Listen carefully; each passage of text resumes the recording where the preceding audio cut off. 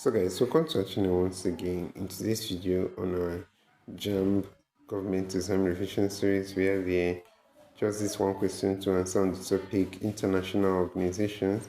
So this video will be about Africa, so in short stay till the end of this video.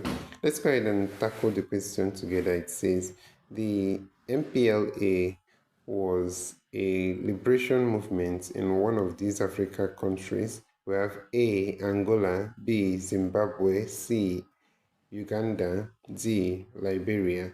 So guys, the answer to this question is option A, that's Angola. And that's it for this question. So this is where we'll end this video for today, guys. If you enjoyed this lesson, please give it a thumbs up. Don't forget to subscribe to this channel if you're not a subscriber. Also, if you have any specific question regarding this video, you can drop your question on the comment section below and we're sure to give you a response.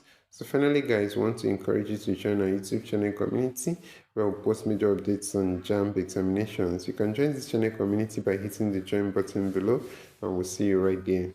Thank you once again for watching this video. See you on the next one.